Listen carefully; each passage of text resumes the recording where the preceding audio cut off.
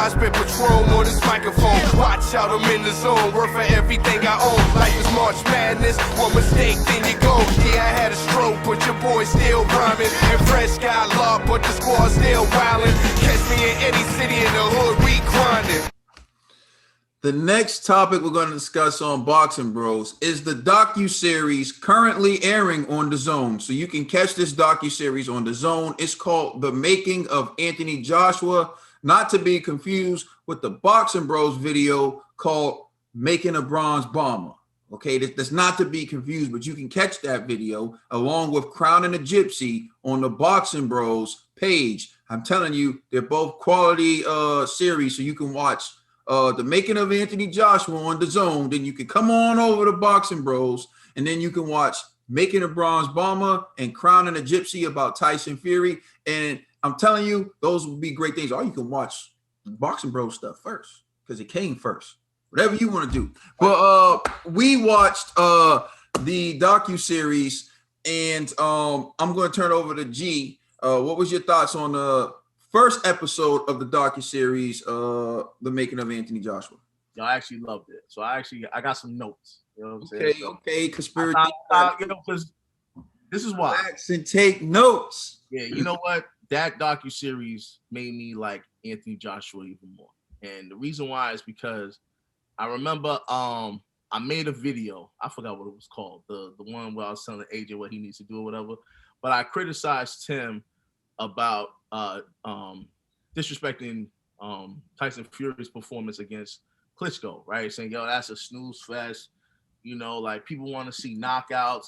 He was talking so reckless back then. I was like, yo, bro, what are you talking about when you did the same thing to Andy Ruiz in the rematch? But this episode cleared up a lot for me. Like the things that he was saying, like at the time, I wasn't a sportsman. I just wanted to scrap against Dillian White, right? That was one of the quotes that I was like, that was interesting. I mean, because he didn't really look at the sweet science. At the time, he was just like, yo, man, I'm just in the brawl. I'm just trying to do what I do. There was another quote that I wrote down. He said, obviously, I don't know about punch selection here. I'm fighting off pure emotion, right?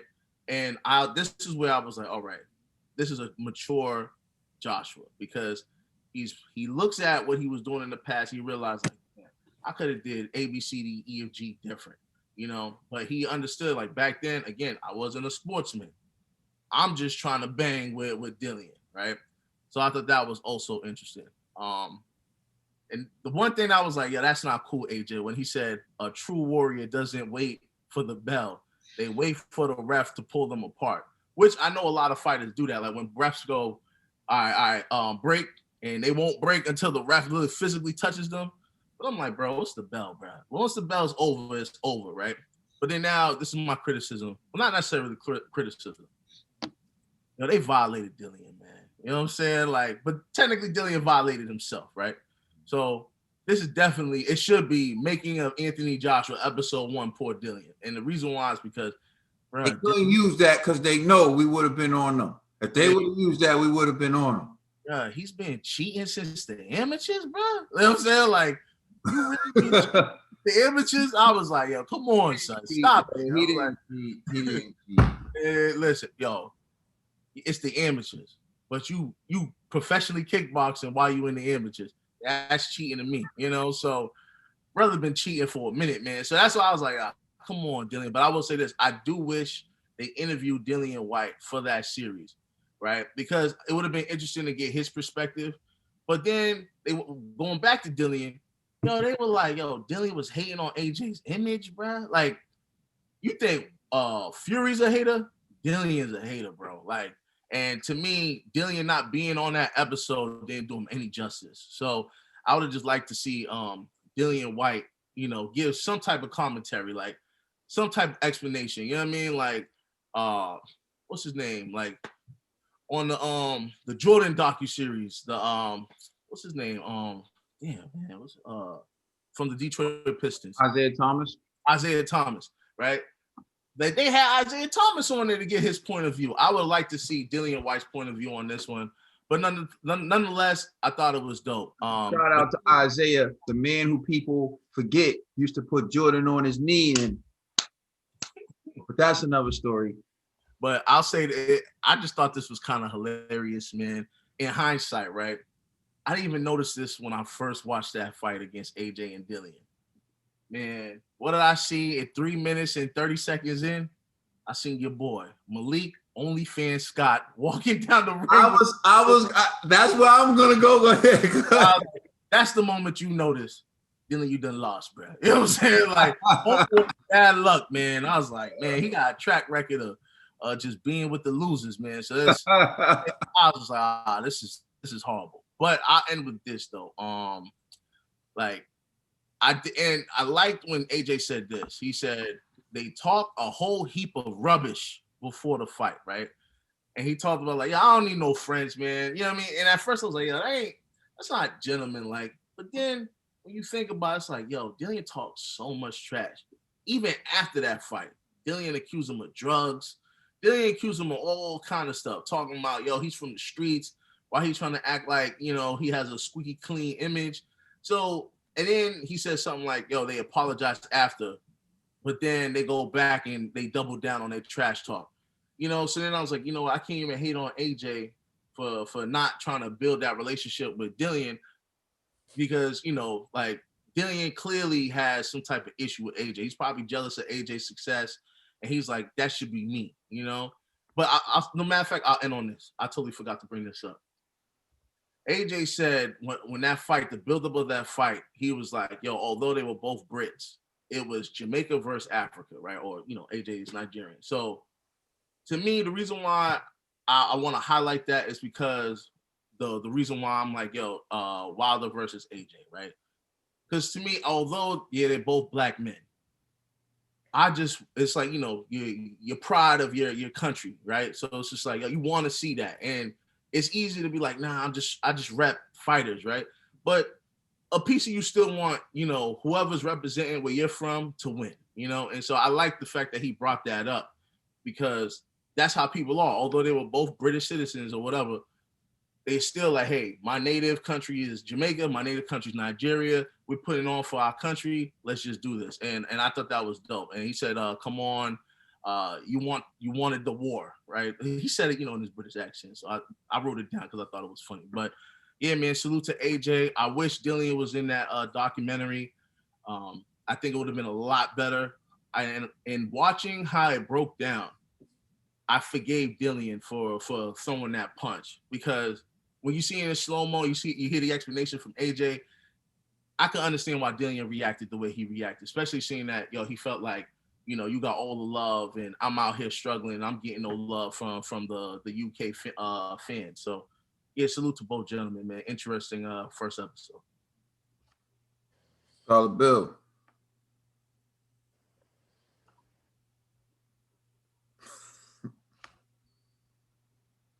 My name is Trill. 3 times real. That's why my name is Trill. And I'm going to need everybody from the South, from the North, from the East, and the West. All my brothers on this podium. Everybody in the comment section. Just scream as loud as you can on the count of 3. 1, 2, 3. Poor Dillian. That's what I gathered from this episode. This first episode was poor Dillian. It's been poor Dillian. And everybody was saying poor Dillian's played out. You go ahead and watch this episode. And I bet you we're going to relive the whole poor Dillian once again.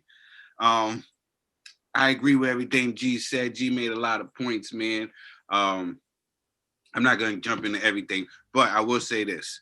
If you didn't like the kid AJ, please go watch this because this is going to make you definitely like this kid.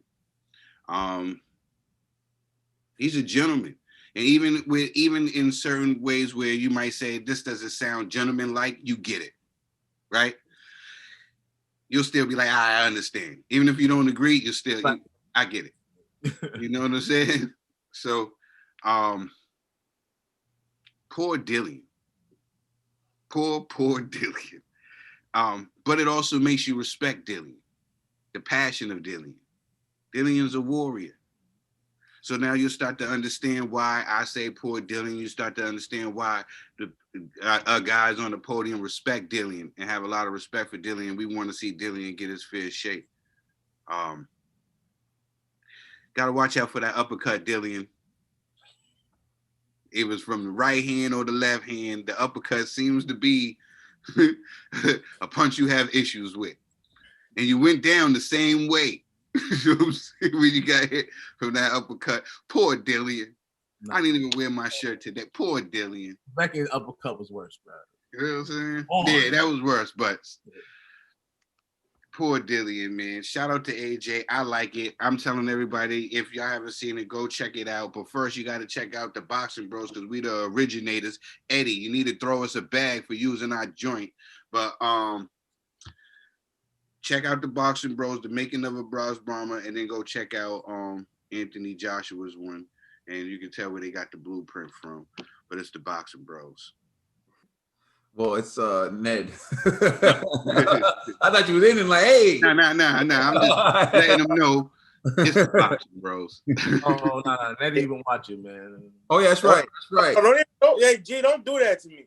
So I want to get my insight. But first, I want to say this. Ned, you didn't watch it. You know the rule. You didn't watch it. Did you watch it? Hold on. First, go watch Crowning of a Gypsy, Making of a Bronze Bomber. And then next weekend, we got the popping of G's shoulder. Please go check that out. But from what I saw, I didn't know the bad blood between AJ and I knew they fought in the amateurs, but I didn't know there was bad blood. Hold up, man. Did you watch the docu-series? Not the entire thing, but what I was talking about is the bad blood. So what are you offering right now? In the first 5 minutes. Know about their bad blood. Like how much of the docu-series did you watch? About 15 minutes. Yeah, it's only true. It's only. All right, I'll let you rock then. You saw most of it. Yeah. So the bad blood between AJ and I didn't know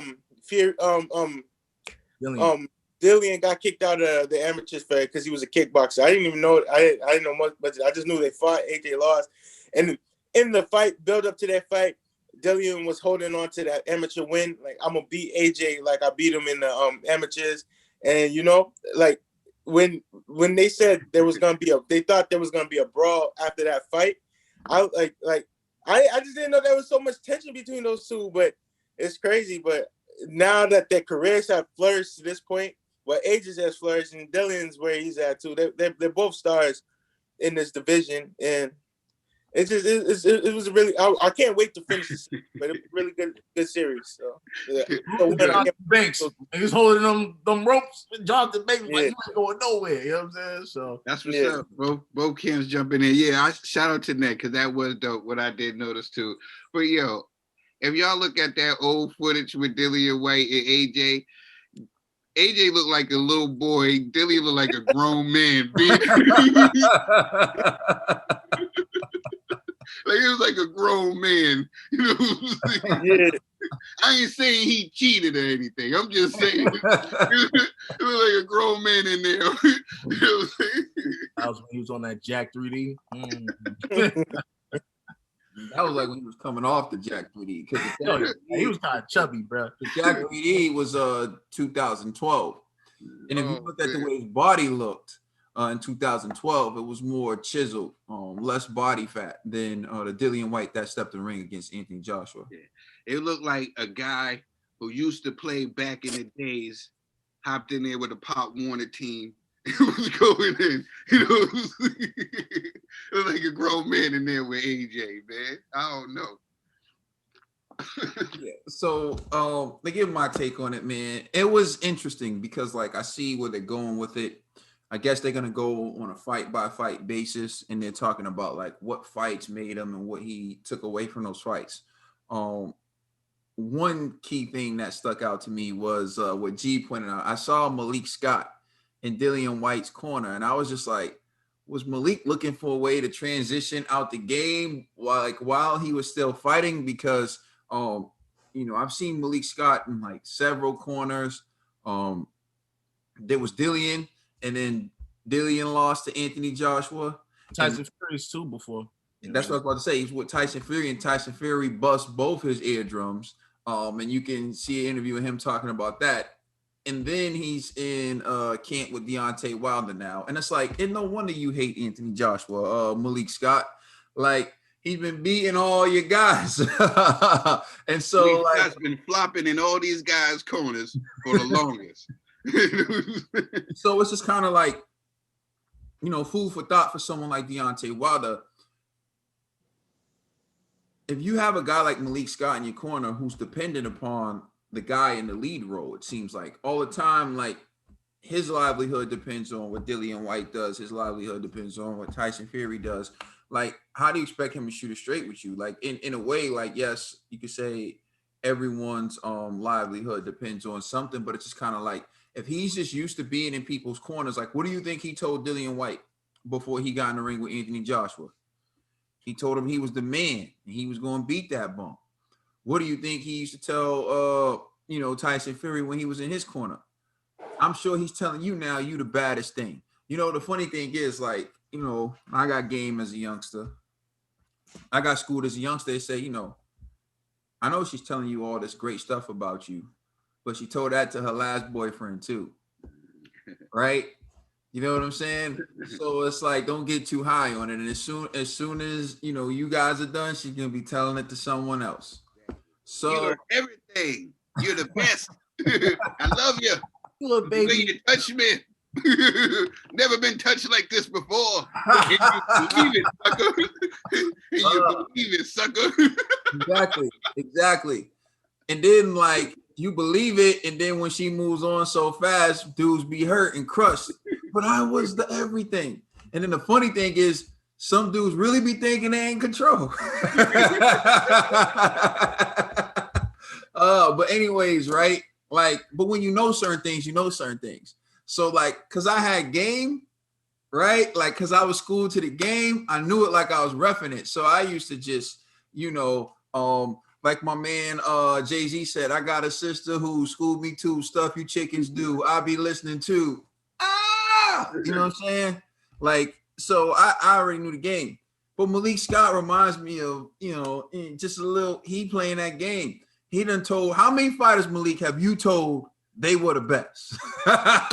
Yo, I never been in a ring with someone like you, the way you hit. Oh man, no, these guys can't touch you, man. And now he got I bet you he fell in every sparring. Every time he was sparring, he fell. Like, oh, you got me, champ. Oh, he make them feel good. That's why they all bring him in. He make them feel good. He reminds me of something in that ring. Like they feel like they're like, the way I just dropped Malik. Oh, he's in the camp. We need Malik. And you see Malik now jumping up singing for Deontay Wilder. He's young. He's black. You wanted it. You got it. You used to do that same chant with Dillian, Malik. But anyways, man, as long as you keep uploading content on your OnlyFans, I'm cool. All right, now let's get back to this squeaky clean image with Anthony Joshua, right? Dillian acts like dudes from the streets can't change. My brother, where are you from? Dudes from the streets change all the time. It's called growth. It's called maturity. Like, what the hell is wrong with you, bruv? Like, only an idiot stays the same. You usually in the streets, most real people, because they don't have any better option. And once you have better options, you leave the street behind. Like some guy named Jay-Z, for example, right? Who's in the street and then had better options, became one of the best businessmen in the world. It would be very disappointing if I spoke to Jay-Z today and he spoke like the guy who was still hustling on the corner, wouldn't it? Does Jay-Z sound like the same guy when you hear him speak? He doesn't to me. He sounds more intelligent. He sounds more experienced. He sounds like someone who understands life and the way things work more, right? Because of exposure, because of intelligence, because of growth, right? So Jay-Z today doesn't sound like the guy, like the corner boy. And to me, that's a beautiful thing. That's a blueprint. That's something that everyone should aspire for. Look at T.I. Occasionally, the street will still come out in T.I. and they'll pick him up with some guns. You know what I'm saying? Like, but look at the growth. This is what I'm trying to tell you. Look at Iron Mike Tyson. I can keep going with this, Dillian White, But sometimes it's not that you're phony. It's not that you're fake. Sometimes you did what you had to do to survive, and you weren't proud of it. You understand? Like some of the realest things ever that people I know had to face was they had to sell drugs to their own mother. Look at Young Jeezy. In the song, he admits he had to sell drugs to his own mother. Jay-Z admits that he sold drugs to his own mother. I know people who've been in that position. And you say, well, how can, because either you let your mom give the money to someone else and you don't eat, or you take the money and you keep it in-house so your family can eat, you can eat. These are decisions. So you take someone like that who ends up getting a job, who ends up growing, who ends up becoming someone like Jay-Z, and you say, you're not real because you're not selling drugs to your mom anymore. Like, you moron. When your life circumstances change, you change. Like, is all I'm saying. And so to say Anthony Joshua was like not real because it's this clean-cut image, all he has to do is focus on boxing now. He's in a position where he can support his family off of boxing. He's given his all to boxing. He no longer has to do crazy things. It's called growth. And Dillian. And that's real. Yeah. And Dillian, the problem with you and the reason why you lost that fight was because you didn't grow. You were still stuck in a mindset when AJ was advancing before you. He was maturing before you. And that's why in the middle of a fight, when it was heated, you both were hurt. One in round one, one in round two. One guy matured and slowed it down and brought it to, and the other guy stayed angry and mad. The strong rule the weak, but the wise rule the strong. Remember that. The strong rule the weak, but the wise rule the strong. So you have to not only be the stronger man in the ring, but you have to be the wiser man in the ring. See, Floyd wasn't always the stronger man in the ring. He was always the wiser man in the ring.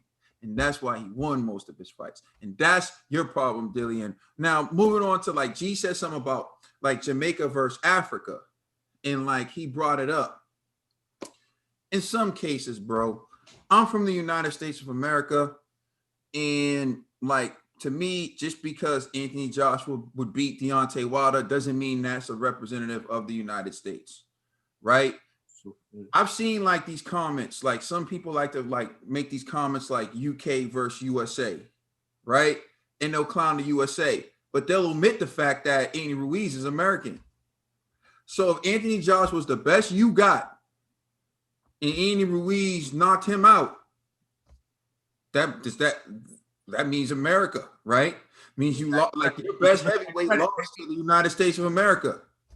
Right. And not even the guy perceived as the main man in America. But I don't look at it that way. To me, that's dumb. Like, to me, it's not about, I look at skill set and boxing ability. And I know that although Andy Ruiz won, Joshua made a mistake. And I picked Joshua to win in the rematch, and that's what he did. I could look at it like USA versus UK, but that's not the way that I choose to look at fights. Yeah, I can root for my guy. I could want my guy to win, and I'll say like with Danny Garcia versus Earl Spence, I'm rolling with Danny. Like my mind, I knew who the favorite was. I knew who should win. I said it. Earl, if he's the same guy, should win. But I'm rolling with my guy Garcia. Like that's just the way it is. But like you do those things. But for me to be like every fight, it's like, oh, the home guy. No, because if Joshua and Deontay Wilder fight each other, it's USA versus UK, and I want Joshua to win.